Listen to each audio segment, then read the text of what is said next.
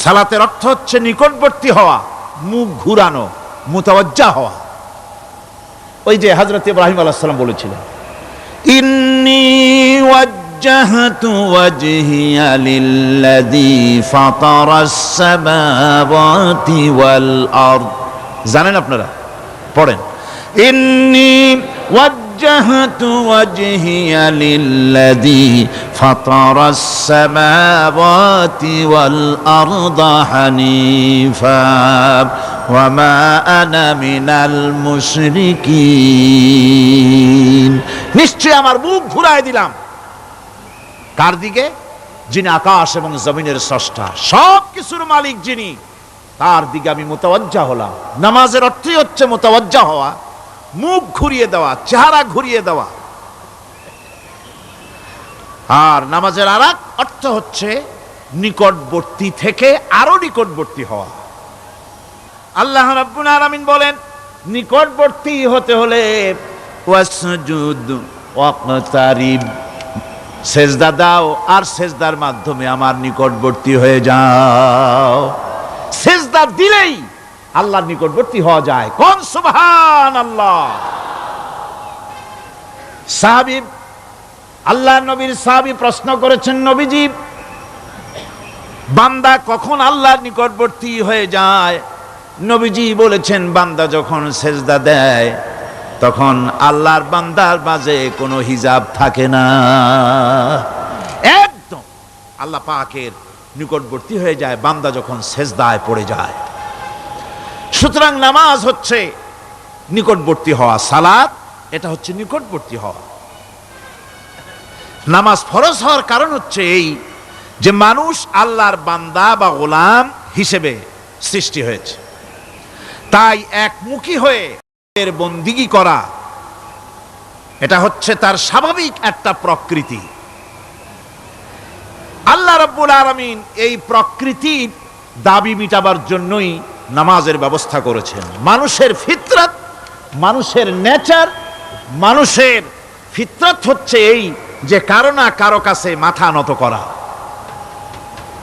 হাত জোড় করা, মাথা নত করা, সার্বভৌমত্বের মালিক কাউকে মনে করা। হাত জোড় করতে হলে, মাথা নত করতে হলে, সার্বভৌমত্বের মালিক হিসেবে কাউকে গ্রহণ করতে হলে আল্লাহর বিকল্প কেউ আছে নাকি?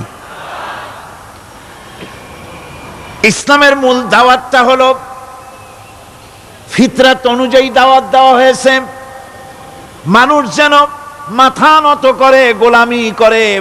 এজন্য আল্লাহ রাব্বুল আলামিন বলেছেন যে আমি মানুষ এবং জিনকে সৃষ্টি করেছি, তার কারণটাই হলো মা খালাকতুল জিন্না ওয়াল ইনসা ইল্লা লিয়াবুদুন। মানুষ আর জিন জাতিকে সৃষ্টি করা হয়েছে ইবাদতের জন্য, গোলামির জন্য। ইবাদত আর গোলামি এটাই করতে হবে, গোলামি করতে হবে, দাসত্ব করতে হবে। আর এই দাসত্ব, আল্লাহর আনুগত্যই গোলামির দাওয়াত দিয়েছেন দুনিয়ার সব নবীরা। কোন নবী বলেন নাই যে আমার গোলামি করো। কেউ বলেছেন? বলেন জোরে, কেউ বলেছেন? আল্লাহ পাক বলেন, ওয়ালাকাদ বা'আসনা ফি কুল্লি উম্মাতির রাসূলা আন ইবুদুল্লাহা ওয়াজতানিবুত তাগুত। প্রত্যেক জাতির জন্য আমি রাসূল প্রেরণ করেছি, তারা মানুষকে দাওয়াত দিয়েছেন এই কথা বলে যে এক আল্লাহর গোলামি করো, তিনি ছাড়া কোনো ইলাহ নাই, আইনদাতা নাই, বিধানদাতা নাই, তার গোলামি, তার সামনে মাথা নত করে দাও। নামাজ হচ্ছে তাওহীদের অবশ্যম্ভাবী এক বহির্প্রকাশ। তাওহীদের জন্য তাওহীদবাদী মানুষ যারা, তাদেরকে নামাজ আদায় করতেই হবে। আকীদা বিশ্বাসের দিক থেকে তাওহীদ যদি হয় পুরা দ্বীনের মূল উৎস, তাহলে আমলের দিক থেকে নামাজ হচ্ছে পুরা দ্বীনের মূল ভিত্তি। নামাজ হচ্ছে আমলের মূল ভিত্তি, এর বাস্তবায়ন ছাড়া দ্বীন পূর্ণ হয় না। নামাজ মুমিনের কেবলমাত্র একটি উত্তম আমলই নয়, বরং নামাজ হচ্ছে ঈমানের মূল ভিত্তি। যার কাছে নামাজ নাই তার কাছে কিছুই নাই। রাসূল করিম সাল্লাল্লাহু আলাইহি ওয়াসাল্লাম বলেছেন, যে নামাজ যে ব্যক্তি পড়ে না, আল্লাহ পাকের সাথে তার কোনো সম্পর্ক বাকি থাকে না। সুতরাং এই নামাজটা হচ্ছে এই যে একমাত্র একাগ্র চিত্তে আদবের সাথে আল্লাহর সামনে রুজু হয়ে যাওয়া। কোরআনে কারীম বলছি, মুনিবিনা ইলাইহি ওয়াত্তাকুহু ওয়াকিমুস সালাতা ওয়া লা তাকুনু মিনাল মুশরিকিন। তোমরা আল্লাহর দিকে রুজু হয়ে যাও এবং তাকে ভয় করে অন্যায় কাজ থেকে বিরত থাকো, আর নামাজ কায়েম করো, মুশরিকদের অন্তর্ভুক্ত হয়ে যেও না। নামাজ কায়েম করা, নামাজের আদেশ কোরআনে কারীমের মধ্যে আল্লাহ পাক বহু জায়গায় করেছেন। ঈমানের পর নামাজই হচ্ছে সবচেয়ে বড় জরুরি। একজন মানুষ ঈমান আনলো, যেমন কালকে একজন ঈমান এনেছে, ঈমান আনার সাথে সাথে তার প্রথম কাজ কি বলুন? বলেন, প্রথম কাজ কি? ফজরের নামাজের আগে একজন ইসলাম কবুল করলেন, তার প্রথম দায়িত্ব নামাজকে আদায় করে দেওয়া, ফজরের নামাজ পড়া। জোহরের আগেই কেউ ঈমান আনলো, তার প্রথম দায়িত্ব জোহরের নামাজ আদায় করা। আসরের নামাজের আগে ঈমান এনেছে, তার প্রথম দায়িত্ব হলো আসরের নামাজ আদায় করা। তার মানে হলো ঈমান আনার পর একজন ঈমানদারের প্রথম দায়িত্ব হচ্ছে নামাজ। গুরুত্বপূর্ণ বিষয়, খুব ভালো করে শুনতে হবে, ইয়াদ রাখতে হবে প্রত্যেকটি মুসলমানের। এই নামাজ কি জিনিস, কেমনে আদায় করতে হবে, আদায় না করলে কি হবে, গুরুত্বপূর্ণ এই কথাগুলি প্রত্যেকের স্মরণ রাখতে হবে। কিয়ামতের দিন মানুষ যে জাহান্নামে যাবে, জাহান্নামের জন্য, জাহান্নামে যে সব কারণে যাবে তার মধ্যে বড় কারণ কালকে বলেছিলাম, দেখি মনে আছে নাকি? বড় কারণ কয়টা? কয়টা? আলহামদুলিল্লাহ মনে আছে। আল্লাহ রাব্বুল আলামিন বলেন, ইয়াতাসাআলুনা আনিল মুজরিমিন। কিয়ামতের দিন অপরাধীদেরকে জিজ্ঞেস করা হবে, মা সালাকাকুম ফি সাকার, জাহান্নামে কেন আসছো? জবাবে তারা বলবে, ক্বালু লাম নাকু মিনাল মুসাল্লিনা ওয়া লাম নাকু নুতঈমুল মিসকিন। নামাজ পড়ি নাই আর এতিম মিসকিনদের খেতে দেই নাই, এই কারণেই জাহান্নামে এসেছি। কল নাউযুবিল্লাহ। নামাজ যারা পড়বে না জাহান্নামে যেতে হবে। কোথায় যেতে হবে? আকীদাগত দিক থেকে ঈমান হলো তাওহীদের স্বীকৃতি, আর আমলের দিক থেকে নামাজ হচ্ছে তাওহীদের বহিঃপ্রকাশ। আপনি মুসলমান তা প্রমাণ হবে নামাজ দিয়ে। নামাজহীন ঈমানের দাবি মূল্যহীন। যার নামাজ নাই তার ঈমানের দাবি করার কোনো মূল্যই নেই। অনেক এরকম কথা বলে, হুজুর আমি মানুষটা নিতান্ত খারাপ না, যাই মনে করেন, গ্রামে রাস্তা বানাইছি, ব্রিজ করে দিয়েছি, কালভার্ট করেছি, এতিম মিসকিনরে তাও মাঝে মধ্যে খাবার দেই, বিধবারে কাপড় চোপড় দেই, মানুষটা আমি নিতান্ত খারাপ না, তবে এই মাঝে মধ্যে একটু নামাজ পড়ি না, তাতে কি আমার ঈমান নষ্ট হয়েছে নাকি? আমি বলি, ভাই ঈমানই তো নাই, নষ্ট হবে কি? ঈমান থাকলে না নষ্ট হবে? ঈমান নাই। সুতরাং একজন মুসলমান যদি নামাজ না পড়ে, নিজেকে মুসলমান বলে দাবি করার কোনো হক তার নাই, দাবি করার অধিকার নাই। নামাজ হচ্ছে জিন্দিগি, নামাজটাই মূলত জিন্দিগি। নামাজটা কি? জিন্দিগি। আল্লাহ রাব্বুল আলামিন শিখাচ্ছেন, কুল ইন্না সালাতি ওয়া নুসুকি ওয়া মাহইয়ায়া ওয়া মামাতি লিল্লাহি রাব্বিল আলামিন। মুহাব্বতের সাথে সবাই পড়েন, কুল ইন্না সালাতি ওয়া নুসুকি ওয়া মাহইয়ায়া ওয়া মামাতি লিল্লাহি রাব্বিল আলামিন। বলো আমার নামাজ, বলো আমার নামাজ, আমার কোরবানি, আমার হায়াত, আমার মত সবকিছুই আল্লাহ রব্বুল আলামিনের জন্য নিবেদিত। আমার বেঁচে থাকা, আমার মরে যাওয়া সব আল্লাহর জন্য। সে আল্লাহ রব্বুল আলামিন, তার জন্য সবকিছু নিবেদিত করতে হবে। আল্লাহ পাকের গোলাম আমাদের বানিয়েছেন, আল্লাহ আমাদের গোলামি করা লাগবে। আর গোলামির নমুনা যাকাত দিয়া, হজ দিয়া, দান দিয়া, সদকা দিয়া, কোন জিনিস দিয়ে নামাজের মতো গোলামির উৎকৃষ্ট প্রমাণ বা নমুনা আর কিছুতে নাই। আমি যে গোলাম তার উৎকৃষ্ট প্রমাণ হচ্ছে নামাজ। নামাজেই একটা মানুষ গোলামির অনুভূতিতে তাকে নিয়ে যায়। বাদশাহ হোক, মন্ত্রী হোক, পীর হোক, মৌলানা হোক, মুহাদ্দিস হোক, বড় লোক হোক, গরিব হোক, পুরুষ হোক, নারী হোক, যাই হোক, নামাজে দাঁড়াইলো, একেবারে কান্ডারে ধরিয়া কানের কাছে হাত দিয়া, হাত দুটো বাঁধিয়া মাথা নিচের দিকে দিয়ে দাঁড়ায় গেল। কিসের মতো? আসামির মতো, গোলামের মতো। সুবহানাল্লাহ। এদিক ওদিক তাকাইতে পারবা না, চোখটা থাকবে সেজদা যেখানে দিবা সেখানে। তাকানো নিষেধ, সেজদার দিকে তাকাও। এরপরে যখন রুকুতে গেলেন, গোলামির নমুনা হয়ে গেল। গোলামের এরকম মাথা নিচু করে থাকতে হয় প্রভুর সামনে। গেলেন, রাজা, বাদশাহ, বড় লোক, সব অহংকার চূর্ণ হয়ে গেল। নাক আর কপাল দিয়া আমার মাবুদের দরবারে মাথাটা লাগাই দিলাম জমিনের উপরে। সুবহানাল্লাহ।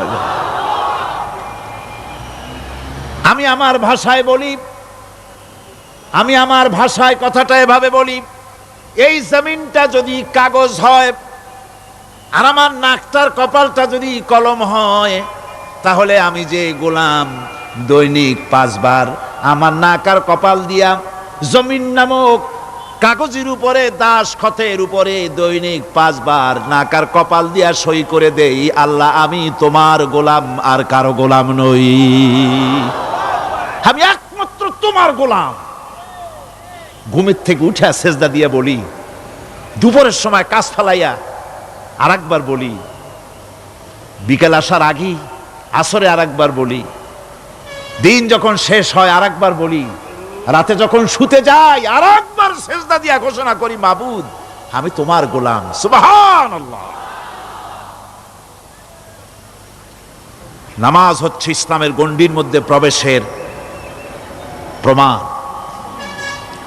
কোরআনে কারীম বলছে, ফাইন তাবু ওয়া আকামুস সালাতা ওয়া আতাউজ যাকাতা ফাইখওয়ানুকুম ফিদ্দীন। সূরা তওবা এসেছে, তারা যদি তওবা করে আর নামাজ কায়েম করে, যাকাত যদি আদায় করে, তাহলে এখন তোমাদের সে দ্বীনি ভাই, এখন ভাই হয়ে গেল। একটু আগে ছিল কাফের, মুশরিক, এখন তোমার দ্বীনি ভাই। দ্বীনের গণ্ডির মধ্যে প্রবেশ করা, কলেমা পড়ার সাথে সাথেই নামাজ। নামাজ হচ্ছে দ্বীনের প্রধান গেট, দ্বীনের প্রধান তোরণ। দ্বীনের মধ্যে প্রবেশ করার জন্য এই গেট দিয়ে প্রবেশ করতে হবে। সুতরাং এই নামাজের এতই গুরুত্ব দেওয়া হয়েছে। ইসলাম যদি ক্ষমতায় আসে, আল্লাহ যেন এনে দেন, জোরে কোন আমিন। ইসলাম যদি ক্ষমতায় এসে যায়, রব্বুল আলামিন তাফসিরে মাহফিল, কোরআন সামনে নিয়ে আশা করে তোমার দরবারে দোয়া করি, এই বিশাল জনসমুদ্রের দোয়া কবুল করো মাবুদ গো, এই বাংলাদেশকে ইসলামের দেশ বানাইয়া দাও।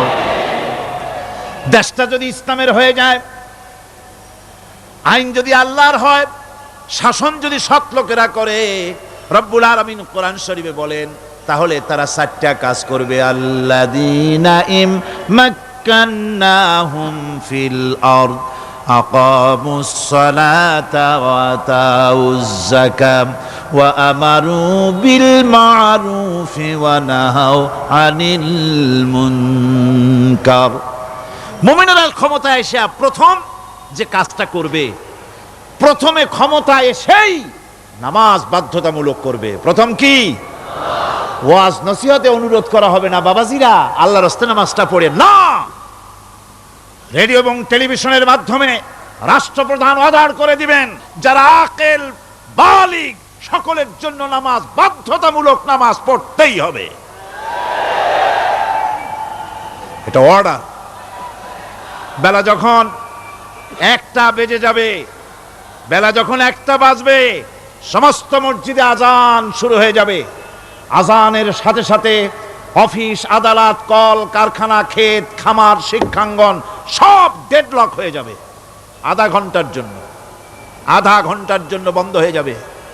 যারা মুসলমান অফিসে, কলেজে, ইউনিভার্সিটিতে, সর্বত্র তারা নামাজের জন্য প্রস্তুতি নেবেন।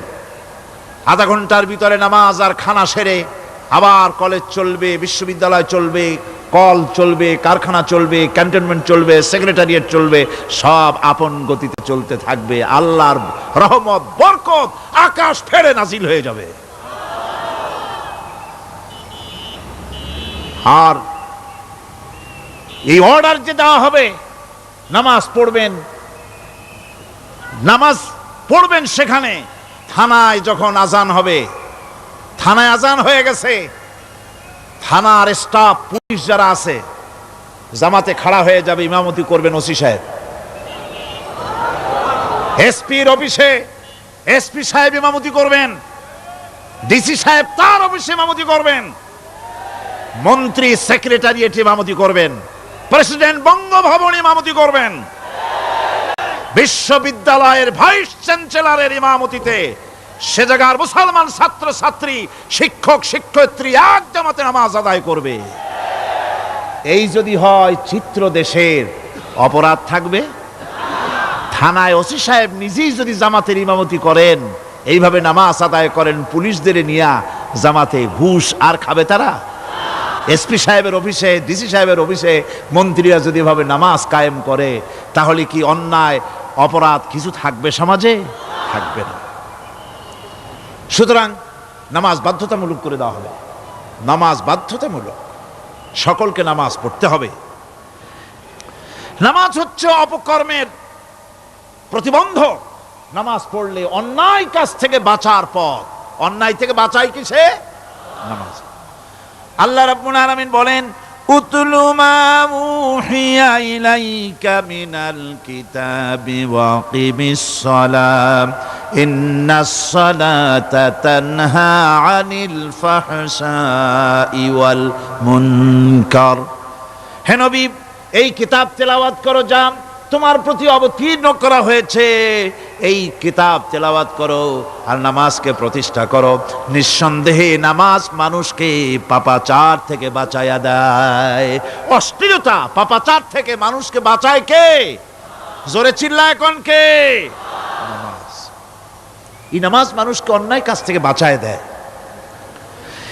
নামাজ যে মানুষকে অন্যায় কাজ থেকে বাঁচায়, কেমনে বাঁচায়? আমরা যে নামাজ পড়ি, এই নামাজে তো আমাদেরকে অন্যায় কাজ থেকে বাঁচাইতে পারে না। নামাজি বহুত মানুষ আছে অন্যায় করে, করে কিনা কোন? না করে না? করে। নামাজি অথচ অন্যায় করে। আর আল্লাহ বলছেন নামাজিকে, নামাজ তাকে অশ্লীলতা থেকে ফিরায়। তাহলে কথা কারটা ঠিক? আল্লাহরটা। জোরে বলেন, কারটা ঠিক? অবশ্যই আমার আল্লাহর কথা হক।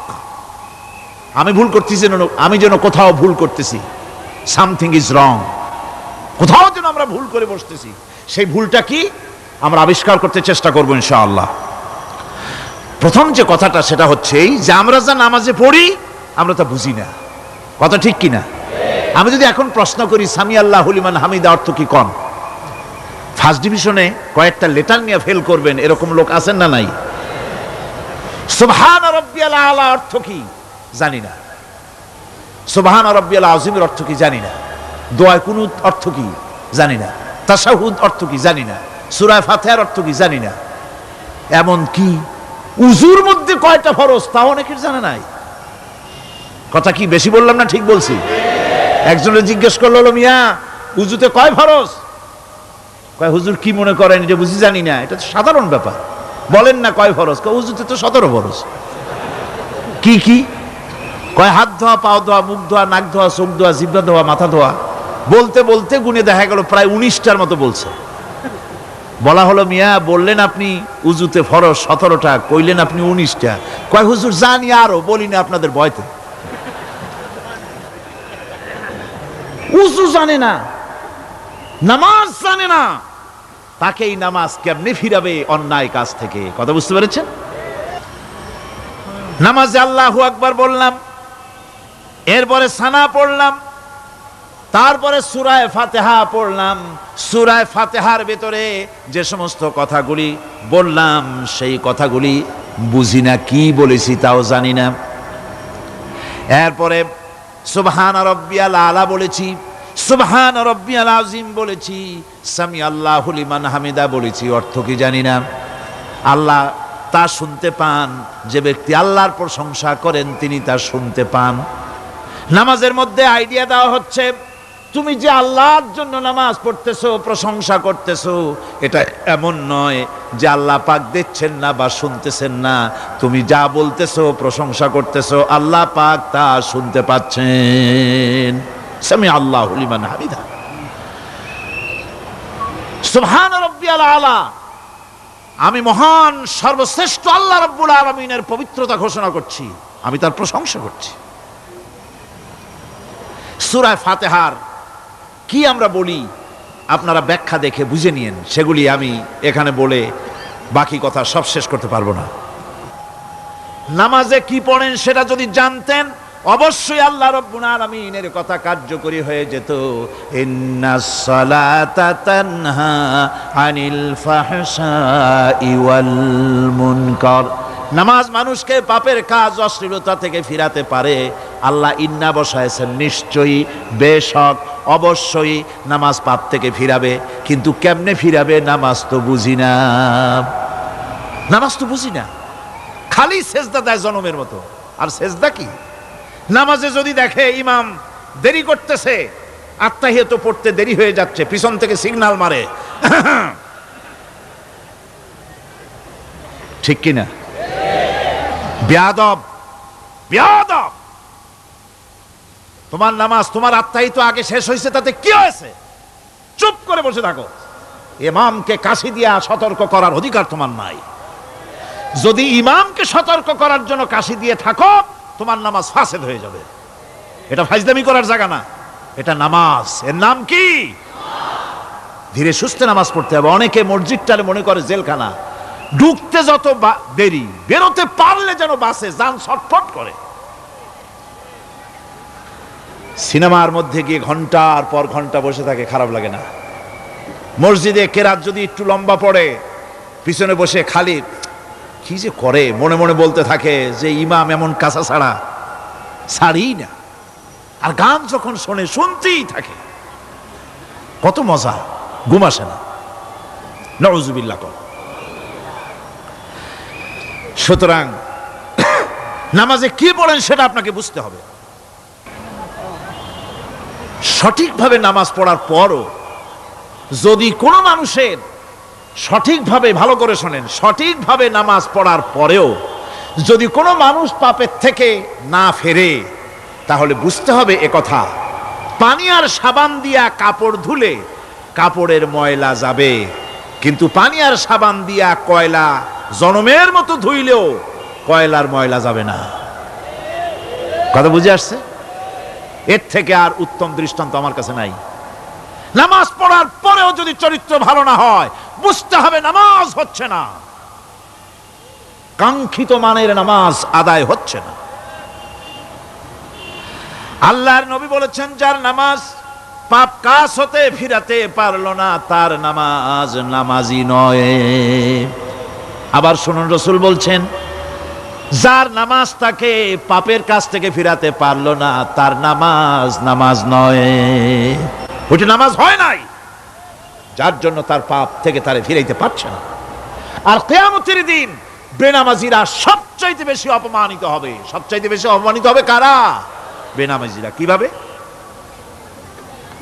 ইয়াউমা ইউকশাফু আন সাকিন ওয়া ইউদআউনা ইলাস সুজুদি ফালা ইস্তাতিউন। সেদিন কঠিন সময়, আল্লাহ রাব্বুল আলামিন লোকদেরকে সিজদা করার জন্য বলবেন, কিন্তু যারা বেনামাজি ছিল দুনিয়ায়, তারা সিজদা দিতে পারবে না। বলেন নাউযুবিল্লাহ। অবস্থাটা কি হবে? খাশিআতান আবসারুহুম তারহাকুহুম যিল্লাহ, তাদের দৃষ্টি নিচু হবে, লাঞ্ছনা এবং অপমান তাদের উপরে চেপে বসবে, সেজদা দিতে পারবে না। আল্লাহ আমাদেরকে ক্ষমা করুন। কিয়ামতের দিন হযরত আদম আলাইহিস সালাম থেকে শুরু করে পৃথিবীর সমস্ত মানুষের সামনে আল্লাহ রাব্বুল আলামিন সেজদা করার জন্য অর্ডার করবেন। যারা নাকি বেনামাজি ওরা আল্লাহর দরবারে সেদিন সেজদা দিতে পারবে না, লাঞ্ছিত অপমানিত হবে। জোরে কোন নাউজুবিল্লাহ।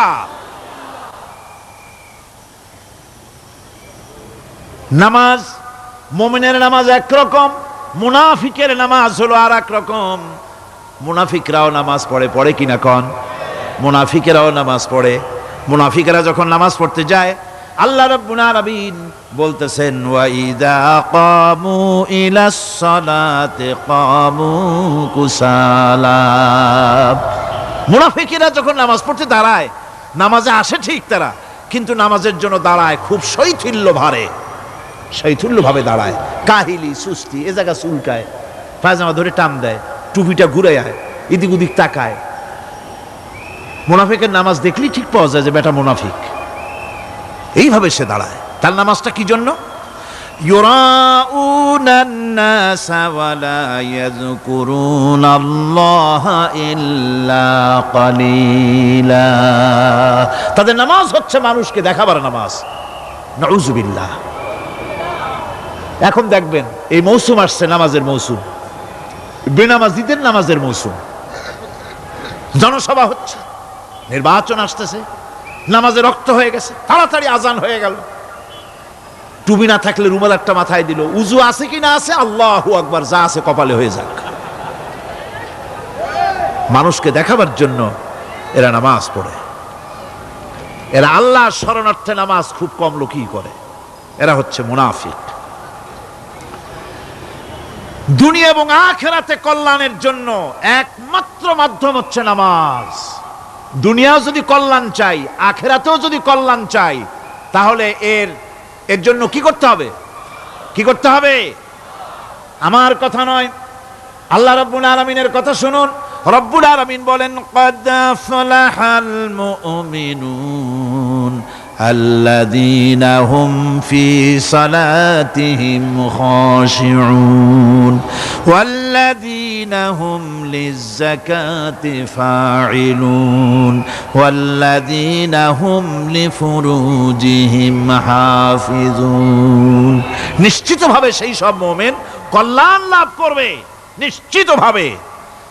তারা হচ্ছে ওই সব লোক যারা নিজেদের নামাজ ভীতি মিশ্রিত, ভীতি মিশ্রিত অবস্থায় বিনয়ের সাথে যারা নামাজ আদায় করে, যারা বেহুদা কাজ থেকে বিরত থাকে, যারা যাকাতের পন্থায় কর্মতৎপর হয়, আর যারা নিজের লজ্জাস্থানকে হেফাজত করে।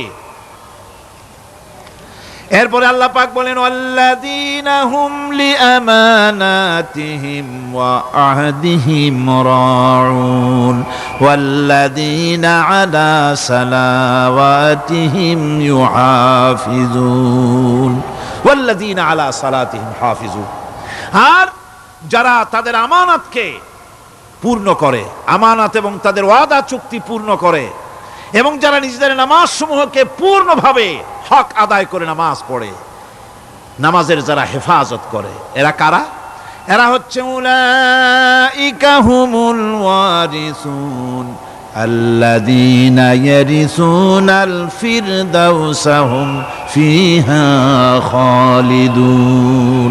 এরা হচ্ছে সেই সব লোক, এরা উত্তরাধিকার হচ্ছে জান্নাতের উত্তরাধিকার, জান্নাতুল ফিরদাউসে আল্লাহ রাব্বুল আলামিন এই গুণ বিশিষ্ট লোকদের জন্য জায়গা করে দিবেন। জোরে কোন সুবহানাল্লাহ। নামাজকে পড়তে বলা হয়নি, কোরআন শরীফে বলা হয়েছে নামাজ কায়েম করো। কি বলা হয়েছে কোন তো দেখি? নামাজ কায়েম করো, নামাজ পড়ো। এই কথা কিন্তু কোরআন শরীফে কোনো জায়গায় আছে নাকি? এখন কায়েম করা কারে বলে? একটা গুরুত্বপূর্ণ আরেকটি বিষয়। নামাজ কায়েম করতে বলা হয়েছে। কায়েম কি? কায়েমটা হচ্ছে দৃষ্টান্ত স্বরূপ বলা যায় যে জিনিসটা সমাজে প্রতিষ্ঠিত আছে ওইটারে বলে কায়েম হওয়া, আর যেটা প্রতিষ্ঠিত নাই ওটা কায়েম নাই। কায়েম মানেই হলো প্রতিষ্ঠিত থাকা। যেমন আমাদের দেশে, আমাদের সমাজে নারী পুরুষ শিশু বৃদ্ধ সকলেই কাপড় পরা, শাড়ি পরা, লুঙ্গি পরা, এই কাপড় পরাটা কায়েম আছে, প্রতিষ্ঠিত আছে না নাই? যার কারণে কাপড় পরা সমাজে কায়েম আছে বলে উলঙ্গ মানুষ সমাজে খুঁজে পাওয়া যায় না, পাগল ছাড়া। ঠিক কিনা? একটা বাচ্চাকেও যদি উলঙ্গ হতে বলেন এখানে, 5 বছর 6 বছরের একটা বাচ্চাকেও, সে কিন্তু রাজি হবে না। ঠিক কিনা? যেহেতু কাপড় পরা সমাজে প্রতিষ্ঠিত আছে, সেহেতু উলঙ্গ মানুষ পাওয়া যায় না, কাপড় পরাটাই এখানে প্রতিষ্ঠিত। সুতরাং এখন অবস্থাটা এই হয়েছে, কাপড় পরা প্রতিষ্ঠিত আছে বলে কোন উলঙ্গ মানুষ এসে যদি এই মঞ্চে দাঁড়ায় আর বলে আমাকে একটু বক্তৃতা করতে দেন, আপনারা কি করবেন? মঞ্চে তো উঠতেই দিবেন না। উলঙ্গ মানুষ যদি কোনো চাকরি নিতে যায় ইন্টারভিউতে, তাকে লাইনে দাঁড়াইতে দেবে? দেবে না। এমনকি উলঙ্গ হয়ে যদি বাড়িতে প্রবেশ করে, তার বউও দূর দূর করে তাড়ায় দেবে। ঠিক কিনা? যেহেতু সমাজের ভিতরে কাপড় প্রতিষ্ঠিত আছে, সেই জন্য এই উলঙ্গ মানুষ পাওয়া যায় না। অনুরূপভাবে নামাজ যদি প্রতিষ্ঠিত হতো সমাজের ভিতরে, তাহলে বেনামাজি খুঁজে পাওয়া যেত না। চাকরি করতে গেলে সেখানে নামাজ মানদণ্ড হয়ে যেত, নামাজ পড়ে কিনা তা দেখে নেওয়া হতো। বেনামাজি লোক পাওয়াই যেত না যদি প্রতিষ্ঠিত থাকতো। প্রথম প্রশ্নই হতো তুমি নামাজ পড়ো কিনা। ইলেকশনে যদি একজন উলঙ্গ মানুষ এসে দাঁড়ায়, ভাইরা এবার আমার বোতল মার্কা বাক্স, উলঙ্গ মানুষ এসে ভোটে দাঁড়াইছে, আপনারা ভোট দিবেন? দিবেন। ওইটা কাপড় প্রতিষ্ঠিত আছে বলে, লুঙ্গি প্রতিষ্ঠিত সমাজে আছে বলে উলঙ্গ মানুষকে আপনি ভোট দিবেন না। নামাজ যদি প্রতিষ্ঠিত থাকতো সমাজে, বেনামাজি মানুষ যদি এসে মঞ্চে দাঁড়ায়া যতই বলতো আমি ক্ষমতায় গেলে এই করব সেই করব, নামাজ প্রতিষ্ঠিত থাকলে পরে এই বেনামাজিরে কেউ ভোট দিত না। নামাজ যদি প্রতিষ্ঠিত থাকতো, তাহলে অফিসের অফিসার তো দূরের কথা, বেনামাজি অফিসের ঝাড়ুদারের চাকরিও তার কিসমতে জুটতো না, যদি নামাজ প্রতিষ্ঠিত থাকতো। এর নাম হলো নামাজ কায়েম হওয়া। নামাজ কায়েম থাকলে এই অবস্থার সৃষ্টি হতো। এই জন্য আল্লাহ পাক বলেছেন নামাজকে কায়েম করতে হবে। নামাজ হবে সব ভালো কাজের মানদণ্ড। সমস্ত ভালো কাজের মানদণ্ড কি? নামাজ। নামাজ আমাদেরকে বড় রকমের শিক্ষা দেয়। কি শিক্ষা দেয়? নামাজ আমাদের শিখায় ঐক্য আর ভ্রাতৃত্ব। ভ্রাতৃত্বের আর ঐক্যের শিক্ষা দেয়। এক নেতার আনুগত্য করা শিখায়। জামাত যত বড় হোক, ইমাম হবে কয়জন? একজন ইমাম হবে। আর এই ইমাম মানে কি? নেতা। ইমাম মানে কি? নেতা নির্বাচন শিখায় নামাজে। নেতা নির্বাচন কে শিখায়? নামাজ শিখায়। বোঝেন খুব ভালো করে। কিভাবে? মনে করুন চট্টগ্রাম শাহী মসজিদে ইমাম প্রয়োজন। এখন সেই ইমাম নেওয়ার জন্য ইন্টারভিউ কল করা হলো, বিজ্ঞাপন দেওয়া হলো পত্রিকায়। অনেক আলেম আসলেন। ইন্টারভিউ বোর্ডে যারা বসলেন, তারা ইন্টারভিউটা কিভাবে নেবেন? যার মাথার চুল লম্বা বেশি তার ইমামতি দেওয়া হবে, যার লুঙ্গিটা পায়ের গিরার তলে তারে দেওয়া হবে, যার মোষটা মুখের মধ্যে গিয়া ঢুকছে, হাসি দিলে বুঝাই যায় না হাসে না কান্দে, তারে দিবে। দাড়িগুলা কামাইছে তারে দেবে। সিগারেট খায়, বা অবশ্য চট্টগ্রাম আর সিলেটে সিগারেটের ফতোয়া ভিন্ন রকম। বরিশালে আমি যেখানে জন্মগ্রহণ করেছি, আমার এলাকায় কোনো আলেম যদি সিগারেট খায়, মসজিদের ইমাম তো ভালো, মসজিদ ঝাড়ু দিতেও ঢুকতে দেবে না মসজিদে। এটা এই এলাকার এক রকমের কায়দা। আমি এটার ব্যাপারে কথা নাইবা বললাম। তো আপনারা খুঁজে দেখবেন সে সিনেমা দেখে নাকি, মিথ্যা কথা বলে নাকি, বউ পর্দায় থাকে নাকি। এগুলি মাইক্রোস্কোপ যন্ত্র দিয়ে ইমামের মাথা থেকে পা পর্যন্ত দেখবেন কিনা কন? আচ্ছা এবার কন্ত দেখি, এই ইমাম সাহেব ইমামতি করবে কতজন লোকের? 500, 1000। শাহী মসজিদে ধরেন 5000 লোক হইল। 5000 লোক, 5000 লোকের ইমাম নির্বাচনের সময় পা থেকে শুরু করে মাথা পর্যন্ত দেখেন, এমনকি বউ পর্যন্ত। বৌমনি আনিয়ে দেখেন না, পর্দায় থাকে কিনা এইটা আপনারা দেখেন, ঠিক কিনা? এ খবরটা নেন। 5,000 লোকের একটা ইমাম বানাতে গিয়ে মাইক্রোস্কোপ যন্ত্র দিয়ে দেখেন মোষ কেমন, দাড়ি কেমন, চুল কেমন, পাও কেমন, হাত কেমন, হাতে নখ লম্বা কিনা, দাঁতে ছাতা কিনা, বউ পর্দায় থাকে কিনা, মিথ্যা কথা কয় কিনা, এত দেখেন।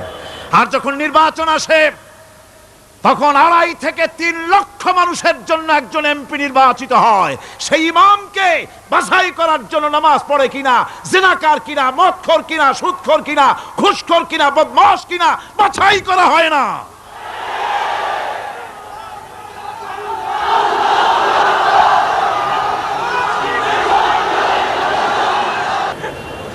নামাজ আমাদেরকে এটা শিখায় ইমাম কেমনে বানাইতে হবে। কোন সুবহানাল্লাহ।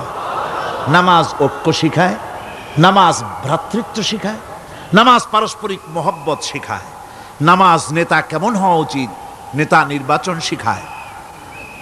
আবার নেতা ভুল করলে তার ভুল বলা যাবে না, এরকম হতে পারবে না। নামাজের ভিতরে ইমাম যদি ভুল করলেন, আপনি লোকমা দিবেন, সুবহানাল্লাহ, আল্লাহু আকবার বলবেন। যদি তিনি সংশোধন না হলেন আবার দেন, তাতেও সংশোধন হলো না আবার দেন। 3 বার লোকমা দেওয়ার পর যদি ভুল সংশোধন না করে নামাজ ছেড়ে দেন, ইমামকে বের করে দেন, নতুন ইমাম নিয়োগ করেন। যারা ক্ষমতায় যাবে, আপনি রাষ্ট্রের ইমাম যারে বানাবেন, সেই রাষ্ট্রীয় ইমাম যদি জনগণের ইচ্ছার বিরুদ্ধে যদি চলে, 1 বার লোকমান দেন, 2 বার লোকমান দেন, 3 বার দেন, তারপরেও যদি না নামে, ঘাট ধরে নামে না। নামাজ আপনাকে নেতা নির্বাচন, নেতাকে প্রতিষ্ঠিত রাখা, নেতার আনুগত্য আপনাকে শেখায়। নামাজ লাইন সোজা করে দাঁড়াতে হবে। লাইন যদি বাঁকা করেন, আপনার কলজেটা ওরকম বাঁকা হয়ে যাবে। কোন নাউজুবিল্লাহ। নামাজের কাতারে যার কারণে নামাজের কাতার বাঁকা হবে, পুরা কাতারের জন্য আল্লাহর কাছে ওই লোকটা দায়ী হয়ে যাবে। নামাজ শৃঙ্খলা শিখায়। সুবহানাল্লাহ কইতে ইচ্ছা করে না? নামাজ শৃঙ্খলা শিখায়, শৃঙ্খলা বোধ শিখায়, সোজা হয়ে দাঁড়ায়। তারপরে ঐক্য এবং মহব্বত শিখায়। নামাজের ভিতরে যখন দাঁড়ায় গেলেন, আমির দাঁড়ালো, ফকির দাঁড়ালো, মন্ত্রী দাঁড়ালো, তার ড্রাইভারও দাঁড়ায় গেল, একই কাতারে দাঁড়ায় গেছে। নামাজ পড়তে গিয়ে ড্রাইভারের পাও গিয়ে লেগেছে মন্ত্রীর গায়ে। নামাজ শেষ হওয়ার পর মন্ত্রীর বাবার ক্ষমতা নাই এ কথা বলার যে বেটা ড্রাইভার সলিমুদ্দি, তোর পাও লেগেছে আমার পায়ে, তোর চাকরি শুদ্ধা দোজকে পাঠায় দেব। পারবে বলতে? পারবে না। মিয়া মন্ত্রী সাহেব, এটা তোমার সেক্রেটারিয়েট না, এটা আল্লাহর ঘর। এটা কার ঘর? এক হি সব মে খড়ে হো গয়ে মাহমুদ ও আয়াজ, এক হি সব মে খড়ে হো গয়ে महमूद आयाज, न कोई बंदा रहा न कोई बंदा नवाज। একই কাতারে দাঁড়িয়ে গেছে সম্রাট মাহমুদ আর চাকর আয়াজ। এখন সম্রাট মাহমুদও নাই, চাকর আয়াজও নাই, সম্রাট আর চাকর দুজনই আল্লাহ পাকের গোলাম হয়ে গিয়েছে। তুমি মসজিদে এসেছো, তুমি আল্লাহর গোলাম। কার গোলাম? আল্লাহ পাকের গোলাম। এই জিনিস শিখায় নামাজ। নামাজ শিখায় মানুষকে পাঞ্চুয়ালিটি, নিয়মানুবর্তিতা, সময়ের জ্ঞান শিখায় নামাজ। নামাজ মানুষে কি শিখায়? আল্লাহ রাব্বুল আলামিন বলছেন, ইন্নাস সালাতা কানাত আলাল মুমিনিনা কিতাবাম মাওকুতা। নিঃসন্দেহে নামাজ মুমিনদের নিয়মানুবর্তিতার সাথে ফরজ করা হয়েছে, তাদের উপরে নিয়মানুবর্তিতার উপরেই, সময়ের উপরে নামাজকে ফরজ করা হয়েছে। আপনার আন্দাজ মতো আপনি পড়তে পারবেন না, সময় মতো পড়তে হবে, আউয়াল ওয়াক্তে পড়তে হবে। আমার দেশের মসজিদগুলিতে ফজরের নামাজ পড়া হয় এমন সময় পূর্ব দিক ফর্সা হয়ে যায়। ইমাম সাহেব যদি ভুল করেন, নামাজ যদি দোহরাতে যান, তাহলে সূর্য উদয় হয়ে যাবে, এমন অবস্থা। নামাজ এত দেরিতে পড়া হয়। প্রত্যেক ওয়াক্তের নামাজ আউয়াল ওয়াক্তে পড়ার জন্য রাসূল সাল্লাল্লাহু আলাইহি ওয়াসাল্লাম তাগিদ করেছেন। সময়ের দিকে লক্ষ্য রাখতে বলা হয়েছে। যেই জাতির, লক্ষ্য করুন, যে জাতির দৈনিক 5 বার টাইমলি অক্ত মতো সময় মতো নামাজ আদায় করতে হয়। দুর্ভাগ্যজনক সত্য, সেই জাতির কাছে সময়ের কোনো দাম নাই, সময়ের দাম নাই। 9টার গাড়ি কয়টায় আসবে? 9টার গাড়ি কয়টায় আসবে? একদিন দেখা গেল সত্যি 9টার সময় এসে গেছে। যাত্রীরা বলছে মাশাআল্লাহ, অন্তত একটা দিন তো 9টার সময় আসলো। স্টেশন মাস্টার বলছে না, খুশি হওয়ার কারণ নাই, আজকের না, এটা গতকালকেরটা। আমার আমেরিকার সফরের সময়, যে বাড়িতে আমি আমেরিকায় থাকি, কুইন্স এলাকায়, নিউ ইয়র্ক সিটিতে, সে বাড়িওয়ালা চাকরি করে। সে আমাকে বলল 10টি বছর আমি একটা ট্রেনে যাতায়াত করি। সে বলছে রাত 3:45 ট্রেনটা আসে, ওই ট্রেনে চড়ে সে তার কর্মস্থলে যায়। বলল 10টা বছর আমি এখানে আছি, 10 বছরের ভিতরে এই ট্রেনটা 1 মিনিটের জন্য এদিক ওদিক করলো না, ঠিক 3:45 এসে হাজির হয়ে গেছে। ঝড় হোক, বৃষ্টি হোক, স্নো পড়ুক, বরফ পড়ুক, টাইমলি চলতেছে। দুনিয়ায় ভিন্ন জাতিরা যে উন্নতি করে, তার পেছনে সময়ের জ্ঞান তাদের অনেক বেশি আমাদের থেকে। কথা ঠিক কিনা? আমাদের সময়ের জ্ঞান নাই, সময়ের কোনো মূল্য আমরা দেই না।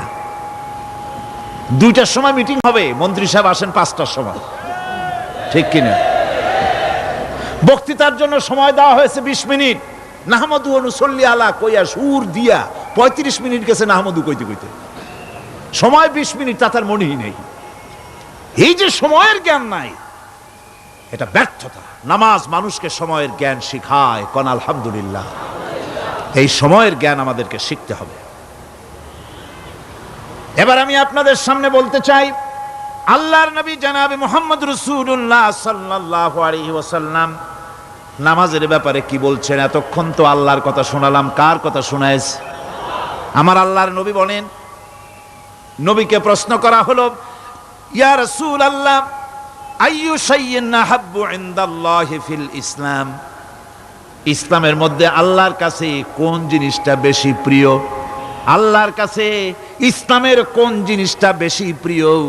হুজুর বললেন as-salatu liwaqtiha, মান তারাকা সালাতান ফালা দীন লাহু ওয়াস-সালাতু ইমাদুদ্দিন। আল্লাহর কাছে সবচাইতে বেশি প্রিয় হচ্ছে নামাজ। সবচাইতে প্রিয় কি? নামাজ। ওয়াক্তমতো নামাজ আদায় করা আল্লাহ পাকের বেশি প্রিয়। আর এই নামাজ হচ্ছে দ্বীনের খুঁটি। এটা দ্বীনের কি? খুঁটি। এই যে খুঁটিগুলো আছে, খুঁটিগুলো ফালাই দিলে তারপর আপনার এই প্যান্ডেল থাকবে? থাকবে না। বিল্ডিং এর পিলার ভেঙে দেন, বিল্ডিং টিকবে? ঘরের খুঁটিগুলি উড়ায় ফেলেন, ঘর টিকবে? টিকবে না। দ্বীনের খুঁটি হচ্ছে নামাজ। লা দীনা লিমান লা সালাতা লাহু, যার কাছে দ্বীন নাই, যার কাছে নামাজ নাই, তার কাছে কি নাই? দ্বীন নাই, ঈমান নাই। আল্লাহর নবী বলেছেন, ওয়ান জাবিরিন রাদিয়াল্লাহু তাআলা আনহু قال قال رسول الله صلى الله عليه وسلم بين العبد وبين الكفر ترك الصلاة। আল্লাহ পাকের নবী বলেন, আল্লাহর বান্দার মুমিন, আল্লাহর বান্দার কাফের, দুইজনের মধ্যে পার্থক্য হলো, যে ব্যক্তি নামাজ পড়ে সে আল্লাহর গোলাম, যে নামাজ পড়ে না সে কাফের হয়ে গেল। যে নামাজ পড়লো না সে কাফের হয়ে গেল। মান তারাকা সালাতান মুতাআম্মিদান ফাকাদ কাফারা, যে ব্যক্তি ইচ্ছে করে নামাজ ছেড়ে দিল সে কাফের হয়ে গেল। বলেন নাউযুবিল্লাহি মিন যালিক। এই জন্য নামাজ আদায় করা বাধ্যতামূলক প্রত্যেকটি মুসলমানের জন্য। রাসূল করিম সাল্লাল্লাহু আলাইহি ওয়াসাল্লাম একটা দৃষ্টান্ত দিয়েছেন, কারো বাড়ির সামনে যদি একটা নাহার থাকে, একটা পুকুর থাকে, একটা খাল থাকে প্রবাহিত, এতে যদি ওই বাড়িওয়ালা দৈনিক 5 বার গোসল করে, তাহলে তার গায়ে কি কোনো ময়লা থাকে? হুজুর, সাহাবীরা বললেন না হুজুর, থাকে না। হুজুর বললেন এটাই হলো নামাজের দৃষ্টান্ত। 5 ওয়াক্ত নামাজ যে আদায় করবে সে গুনাহ থেকে আল্লাহ পাক তাকে পবিত্র করে দিবেন। সুবহানাল্লাহি বিহামদি। আমার ভাইয়েরা, নামাজ পড়লে পরে এক জুমা থেকে আর এক জুমা পর্যন্ত মানুষ যে সমস্ত গুনাহ করে, কবিরা গুনাহগুলি বাদে, শিরক আর কবিরা গুনাহগুলি বাদে যত গুনাহ আছে তার কাফারা হয়ে যায়। নামাজ যে সঠিকভাবে আদায় করবে, এই নামাজটা একটা কঠিন কাজ। নামাজটা কি কাজ? কে বলতেছেন এ কথা? আল্লাহ পাক। ওয়া ইন্নাহা লাকাবীরাতুন ইল্লা আলাল খাশিঈন। নামাজ একটা ভারী জিনিস, একটা কঠিন জিনিস। কাদের জন্য কঠিন নয়? যারা নাকি আল্লাহ পাককে ভয় করে।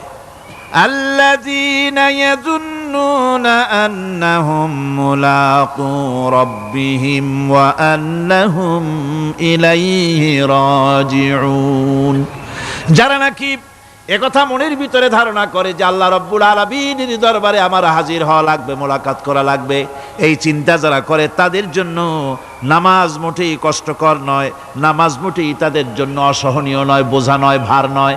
তারা নামাজ আদায় ঠিকই করবে। এই জন্যে বিবি বাল বাচ্চা সকলকে নামাজের জন্য তাগিদ করতে হবে। যত ভাই এখানে এসেছেন নিজেরা পড়বেন, বিবি বাল বাচ্চাকে তাকিদ করবেন। আল্লাহ পাক বলছেন ওয়ানজির আশিরাতাকাল আকরাবিন, তোমার নিকটবর্তী যারা আছে তাদেরকে তুমি আল্লাহর ভয় দেখাও। নামাজের জন্য তাদেরকে বলো আল্লাহর ভয় তাদের অন্তঃকরণের মধ্যে সৃষ্টি করে দাও। আর এই নামাজ পড়তে হবে জামাতের সাথে। নামাজ পড়তে হবে কিসের সাথে? জামাতের সাথে। রাসূল করিম সাল্লাল্লাহু আলাইহি ওয়াসাল্লাম বলছেন, হুজুরের কাছে, আল্লাহর নবীর কাছে হযরতে আবু হুরায়রা রাদিয়াল্লাহু তাআলা আনহু হাদিসটি বর্ণনা করেছেন। হুজুরের কাছে একজন অন্ধ লোক এলো। সেই অন্ধ লোক এসে বললেন, হুজুর আমি তো চোখে দেখি না, জামাতের যে গুরুত্বের কথা আপনি বললেন, আমাকে কি রুখসত দেওয়া যায় নাকি? আমি অনেক সময় সাথী সঙ্গী পাই না, আমাকে কি রুখসত দেওয়া যায় নাকি? হুজুর বললেন, হ্যাঁ তোমাকে রুখসত দেওয়া গেল। অন্ধ যখন হেঁটে যাচ্ছিলেন নবীজি তাকে আবার ডাকলেন, ডেকে জিজ্ঞেস করলেন, অন্ধ নামাজের মসজিদের আজান কি তোমার কানে যায়? বলে হ্যাঁ আমি আজান শুনি। হুজুর বললেন, আজানের জবাব দিবা, মসজিদে এসে জামাতে নামাজ পড়বা। একজন অন্ধকে রুখসত দেওয়া হয় নাই। মসজিদে আজান শোনার পর ঘরে বসে যদি নামাজ আদায় করেন নামাজের হক আদায় হবে না। হুজুর সাল্লাল্লাহু আলাইহি ওয়াসাল্লাম বলেছেন, মসজিদে আজান হওয়ার পর যে ব্যক্তি ঘরে বসে নামাজ পড়ে, আমার ইচ্ছা হয় ঘরটা আগুন দিয়ে জ্বালায় দেই। কে বলতেছেন? রাহমাতুল লিল আলামিন বলতেছেন। রাহমাতুল লিল আলামিন বলতেছেন, ঘরের মধ্যে যদি মেয়ে লোক আর বাচ্চারা যদি না থাকতো তাহলে আমার ইচ্ছা হয় আমি বলি আগুন দিয়ে ঘরটারে জ্বালায় দাও। এই ঘরের মহব্বতেই তো সে বাইর হয় না। নামাজের এত বড় গুরুত্ব দেওয়া হয়েছে। আমার বন্ধুগণ, এই নামাজের জামাতি আল্লাহর নবী জীবনের শেষ নামাজ জামাতে আদায় করেছেন।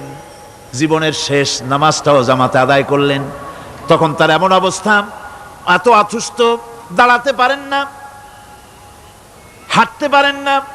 দুইজন সাহাবীর কাঁধের উপরে ভর করে তারপরে বহু কষ্ট করে মসজিদে গিয়ে নামাজ আদায় করেছেন। খুতবা দিয়েছেন, বললেন, খুতবা দিতে গিয়ে বললেন, আজ থেকে মসজিদে নববীর চতুর্দিকের সকলের দরজা বন্ধ হয়ে যাবে, শুধু আবু বকরের দরজাটা খোলা থাকবে।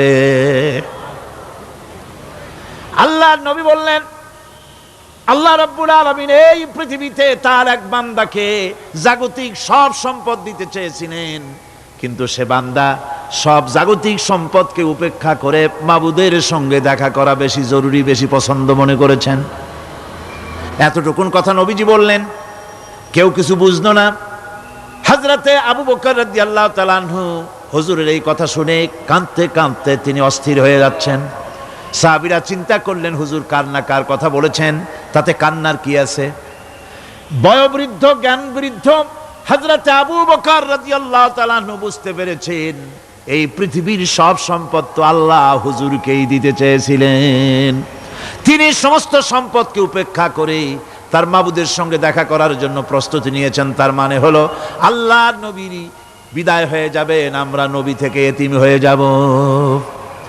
নবীজি ঘরের মধ্যে প্রবেশ করলেন, প্রচন্ড জ্বর এলো। এই প্রচন্ড জ্বর নিয়ে তিনি শুয়ে আছেন, কখনো বেহুশ কখনো হুশ। এর মধ্যে সারাজান হয়ে গেল। সাহাবীরা বহুক্ষণ অপেক্ষা করে হযরত আবু বকরের ইমামতিতে নামাজ শুরু করলেন। হুজুরের হুশ এলো, প্রশ্ন করলেন, আয়েশা রে এখন কোন সময়? হযরত আয়েশা বলেন, ইয়া রাসূলুল্লাহি, মসজিদে নববীতে নামাজ শুরু হয়ে গেছে, সাহাবীরা অনেকক্ষণ অপেক্ষা করে আমার বাবার ইমামতিতে।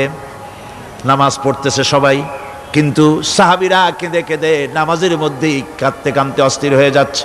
তাদের মনের ধারণা হয়েছে নবীজির পেছনে নামাজ পড়ার কিসমত থেকে তারা মাহরুম হয়ে গেল। নবীজি বলেন, আয়েশা দরজা খুলে দাও আর আমার মাথাটা একটু উঁচু করে ধরো, আমি একটু নামাজের দৃশ্যটা দেখি। দরজা খুলে দেওয়া হলো, নবীজির মাথা উঁচু করে ধরা হলো। নামাজের জামাতের দৃশ্য দেখে নবীজি আবার শুয়ে পড়লেন। হযরত মা আয়েশা লক্ষ্য করে দেখেন নবীজির দুই চোখের কোণা দিয়া পানি পড়তেছে। মা আয়েশা জিজ্ঞেস করেন, ইয়া রাসূলুল্লাহ, হে নামাজের দৃশ্য দেখে চোখে কেন পানি এলো? হুজুর বলেন, আয়েশা রে, এটা কোনো দুঃখের পানি নয়, এটা তৃপ্তির পানি। এই যে জামাত নামাজ পড়তেছে লোকেরা, এই জামাত কায়েমের জন্য তায়েফের ময়দানে অনেক রক্ত আমার ঝরেছে। উহুদের ময়দানে দান্দান মুবারক শহীদ হয়েছে, সাহাবায়ে কেরাম জীবন দিয়েছে।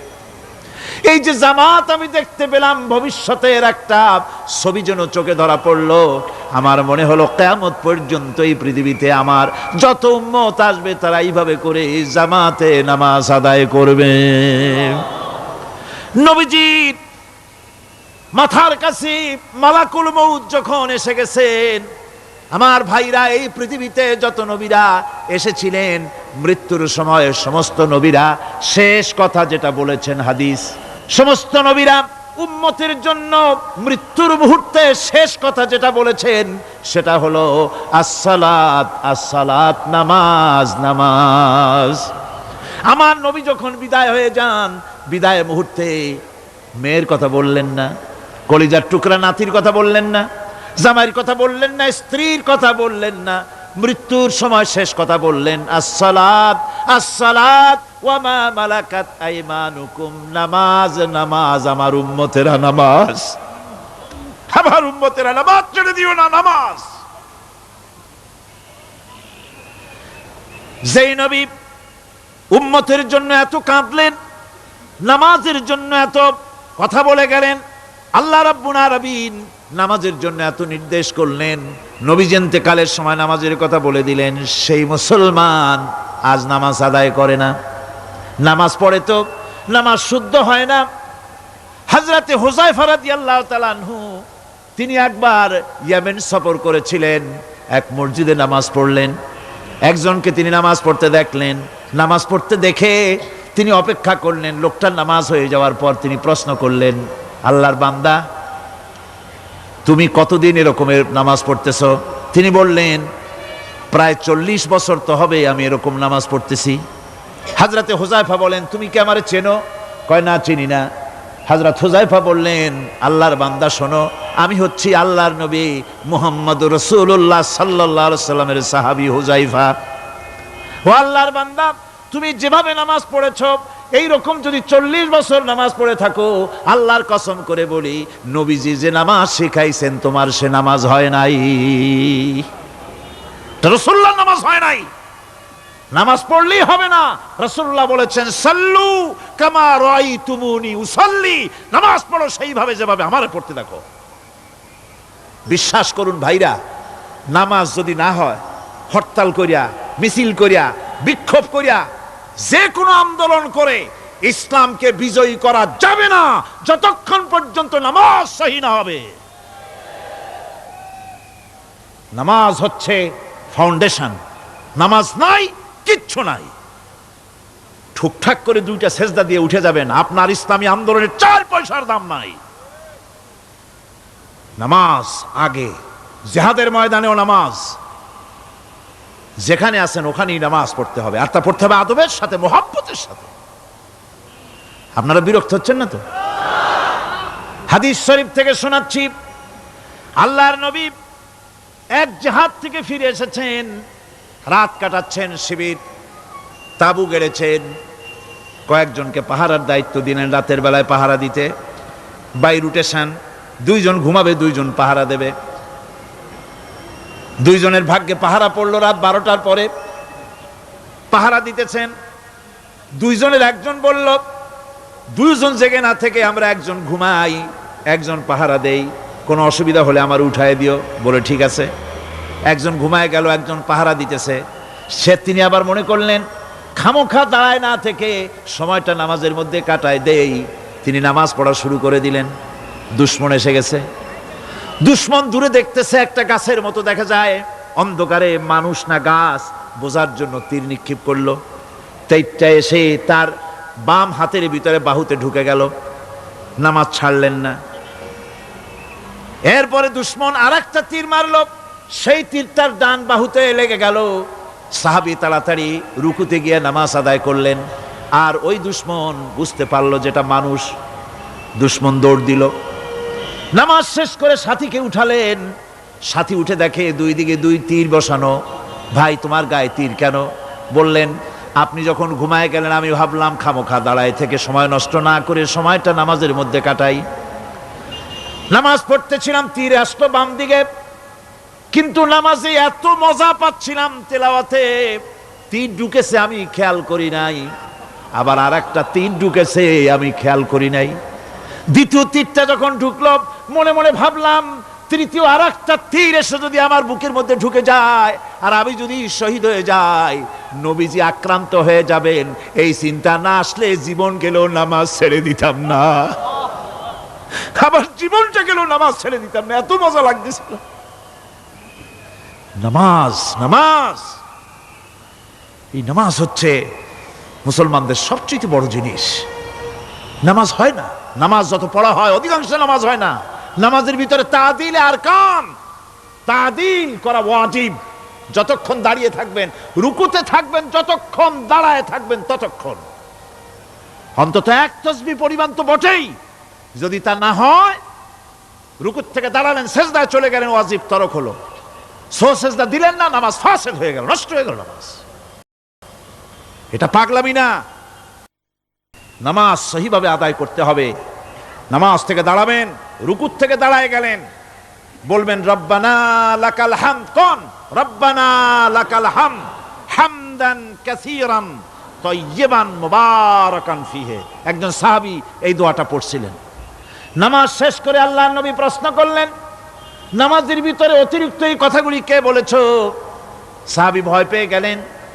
ভয় ভয় তিনি বললেন, হুজুর আমি বলেছি। হুজুর বললেন, তুমি জানো না আমি নবী, তুমি নবী না, আমি যা দেখি তুমি দেখতে পাও না। তুমি যখন এই দোয়াটা পড়তেছিলে আমি লক্ষ্য করেছিলাম আল্লাহর রহমতের ফেরেশতারা প্রতিযোগিতা করতেছিল তোমার আমল নামায় কে কত বেশি নেকি লিখবে। রুকুতে দাঁড়ায়া এটা পড়বেন, সেজদায় চলে যাবেন, দুই সেজদার মাঝখানে ততক্ষণ বসে থাকবেন যতক্ষণ একটা সেজদার ভিতরে ছিলেন। পড়বেন আল্লাহুম্মা গফিরলি ওয়ারহামনি ওয়াহদিনি ওয়াফিনি ওয়ারজুকনি। নামাজের মধ্যে দোয়া করতেছেন, আল্লাহ আমারে ক্ষমা করে দাও। এসব দোয়া সব হুজুরের। আমাকে ক্ষমা করো, আমাকে হেদায়েত দাও, আমাকে সুস্থ করো, আমাকে রহম করো, আমাকে রিজেক দাও। কও সুবহানাল্লাহ। নামাজের ভিতরে দোয়া কবুলের সময়, নামাজের সেজদার ভিতরে দোয়া কবুল হয়। এইভাবে করে রাসূল করিম সাল্লাল্লাহু আলাইহি ওয়াসাল্লামের নামাজটা কেমন হাক্কানি উলামাদের কাছ থেকে জেনে নেবেন। যেহেতু হুজুর বলেছেন সাল্লু কামা রাআইতুমুনি উসাল্লি, নামাজ পড়ো সেইভাবে যেভাবে আমাকে পড়তে দেখো। নামাজের ভিতরে একাগ্রতা লাগবে, ভালোবাসা লাগবে, ভয় লাগবে, মুহাব্বত লাগবে। পরিপূর্ণ সময় নিয়ে শান্তিপূর্ণভাবে নামাজ পড়তে হবে। আর যত তাড়াহুড়া সব হচ্ছে নামাজের মধ্যে, ঠিক কিনা ভাইরা? রাসূল করিম সাল্লাল্লাহু আলাইহি ওয়াসাল্লামের যে নামাজ, হুজুর যেভাবে নামাজ পড়েছেন হাদিসে যা পাওয়া যায়, হাদিসে বুখারীতে সব আছে, দেখে নেবেন, সেইভাবে নামাজটা আদায় করে নেবেন। কিয়ামতের দিন আল্লাহ রাব্বুল আলামিন সর্বপ্রথম বান্দাকে প্রশ্ন করবেন কি? বুখারী শরীফে এসেছে, আন আবি হুরায়রা রাদিয়াল্লাহু তাআলা قال سمعت رسول الله صلى الله عليه وسلم يقول إنما يحاسب به العبد يوم القيامة من عمله صلاته। বুখারী শরীফের হাদিস। আল্লাহ রাব্বুল আলামিনের নবী বলেন, হযরত আবু হুরায়রা হাদিস খানা বর্ণনা করেছেন, তিনি বলেন যে আমি রাসূলের মুখে শুনেছি কিয়ামতের দিন আল্লাহ রাব্বুল আলামিন সর্বপ্রথম তার বান্দার কাছে প্রশ্ন করবেন, বান্দা নামাজ আদায় করেছিলি কিনা? নামাজ সর্বপ্রথম প্রশ্ন। যেরকম সর্বপ্রথম প্রশ্নটা কি? নামাজ। এই নামাজ আপনার বাচ্চাদেরকে যখন 7 বছর বয়স হবে নামাজের হুকুম করবেন।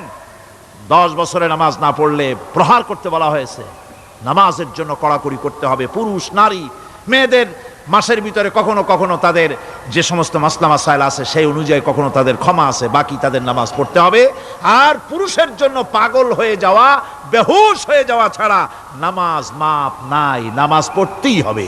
এই যে নামাজ না হলে ঈমান থাকবে না, ঈমান নষ্ট হবে, কিয়ামতে জাহান্নামে যাওয়া লাগবে, এসব কথা শোনার পর আজকের তাফসীরুল কোরআন মাহফিলে আমরা কি ওয়াদা করতে পারি যে আমরা মালাকুল মউত যতক্ষণ পর্যন্ত আমাদের মাথার কাছে না আসবে নামাজ ছেড়ে দেব না? এই ওয়াদা কি করতে পারি?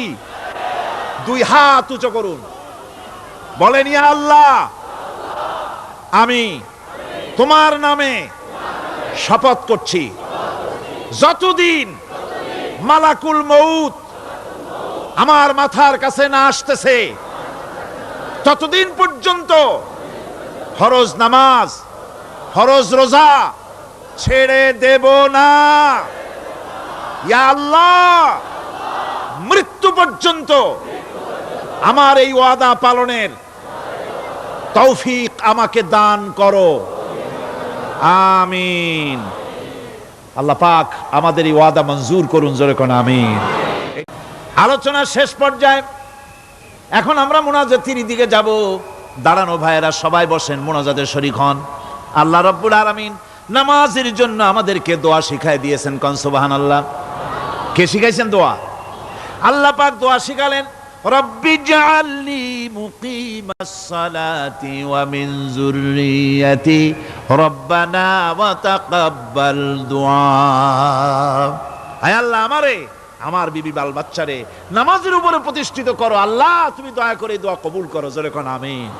এ দোয়া আপনারাও করবেন, আমিন, আল্লাহুম্মা আমিন। রব্বানা যালামনা আনফুসানা ওয়া ইন লাম তাগফির লানা ওয়া তারহামনা লানাকুনান্না মিনাল খাসিরিন। রব্বানা লা তুযিগ কুলুবানা বা'দা ইয হাদাইতানা ওয়া হাব লানা মিন লাদুনকা রাহমাতান ইন্নাকা আনতাল ওয়াহ্হাব। سبحان ربك رب العزة عما يصفون وسلام على المرسلين الحمد لله رب العالمين وجعل آخر كلمتنا عند الموت لا إله إلا الله محمد رسول